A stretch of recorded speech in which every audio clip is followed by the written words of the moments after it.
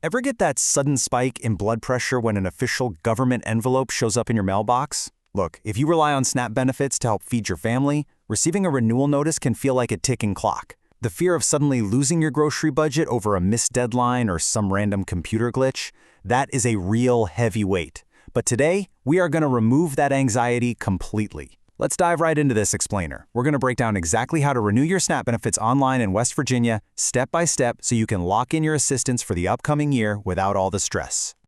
So, let's start by talking about a massive, very real risk known as administrative churn. Basically, this is a bureaucratic trap where eligible, hardworking families completely lose their benefits simply due to paperwork hurdles or missed deadlines, not because they suddenly started making too much money. If your benefits are expiring soon, you are right in the prime window for this to happen. Our goal today is to give you the exact actionable insights you need to make sure you absolutely do not fall into that trap. And to put into perspective exactly why this matters so much, keep in mind that the average monthly benefit for older adults in West Virginia right now is $188. And for larger families, it can be significantly more than that. I mean, that is a crucial lifeline for your household budget. It's money that frees up your cash for utilities, rent, and essential prescriptions. That is absolutely not money you want to lose just because a form got lost in the mail. We've built this explainer as a chronological map for you. We're going to cover SNAP basics, how to prep your documents, navigating the WView Path online portal, what actually happens after you submit, and finally, some troubleshooting if you get stuck. All right, Part 1, SNAP Basics and Eligibility. Let's jump in. Before we even open the computer, we need to ground ourselves in the basic income limits. Just knowing these numbers gives you so much peace of mind before you start filling out forms. Basically, your household's gross monthly income needs to fall under these caps to qualify in 2026. These figures represent 200% of the federal poverty level.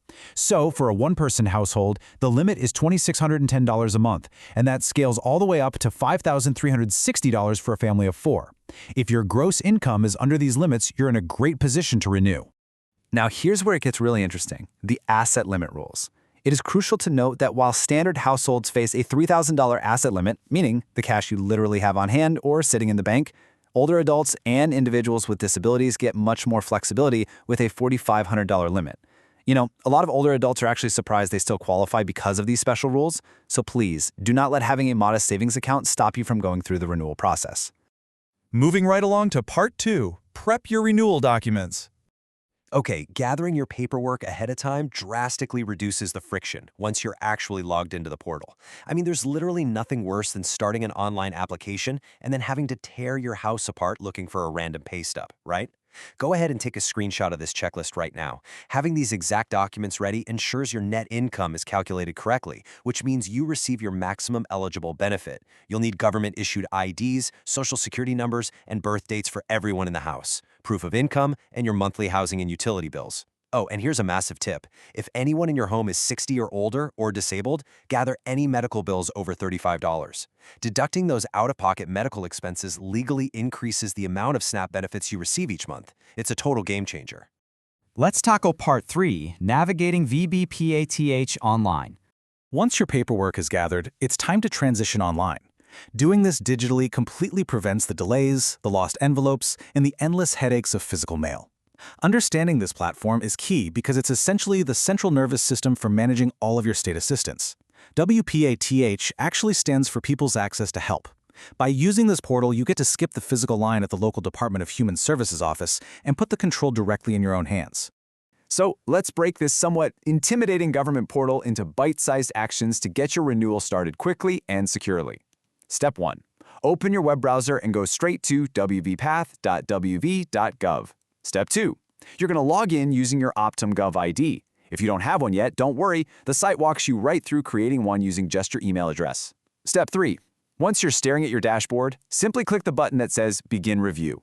From there, the system essentially holds your hand, walking you through confirming your household details, income, and expenses. You can even upload clear photos of your documents right from your smartphone.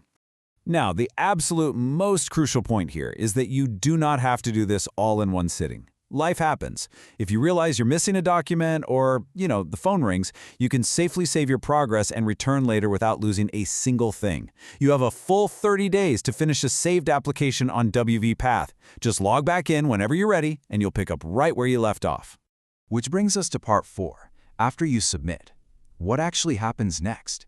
So you've reviewed your application, made sure all fields are accurate, and hit that submit button. Congrats! Knowing the timeline from here on out really helps alleviate the anxiety of waiting. Most applications are reviewed within 30 days. Now, during this window, you're likely going to need to complete a brief 10 to 30-minute verification interview with a caseworker over the phone. And hey, don't stress this part. They aren't trying to trick you. They just need to verify that the info you submitted is accurate and that your circumstances haven't drastically changed. Just keep an eye out for a letter or a phone call scheduling this interview. But what if you accidentally forget a document and your application stalls? Well, check out this excerpt straight from the state's Income Maintenance Manual. It is incredibly reassuring. It literally mandates that a client must not be made to complete a new application if the missing information is returned within 60 days of the original application date. This means a simple missing document won't force you all the way back to square one as long as you fix it promptly. Just upload the requested file to your Path portal and your renewal keeps churning right along. All right, part 5, troubleshooting and getting help. Because look, even with a great guide, technical glitches happen. Passwords get forgotten. It's just reality. So definitely keep these contact points handy. If you get locked out of your account, use the self-service Forgot Password link directly on the WIPPath website. If you need to manually report changes or you just really need to speak to a human being, the Department of Human Services Customer Service Reporting Center is available at 1-877-716-1212. You can also email documents directly to the state's Change Center if the portal is giving you trouble. These are your direct lifelines to the Bureau for Family Assistance. We also completely understand that the bureaucratic wheels can turn pretty slowly sometimes. If you are facing an immediate crisis and your fridge is empty right now while waiting for your renewal to process, there are community organizations available to bridge that gap. You can visit groups like Catholic Charities of West Virginia to find local, immediate emergency food resources to ensure your family is fed today. You don't have to wait. Finally, part 6. A quick but important disclaimer. Before we wrap up this explainer, we just need to cover a quick administrative note. We are impartially explaining the current 2026 source materials for you today. But as you know, state guidelines, income limits, and work requirements can and do shift over time.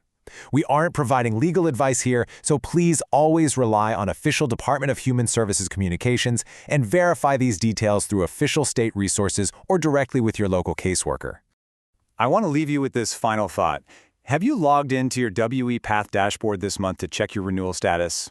Seriously, don't wait for that warning letter to arrive in the mail. I strongly encourage you to take action. Log in today and secure your family's benefits for the upcoming year. If you found this explainer helpful, please subscribe for more content on navigating government services easily and efficiently. We are always here to make the complex stuff simple. Until next time, stay focused and keep learning.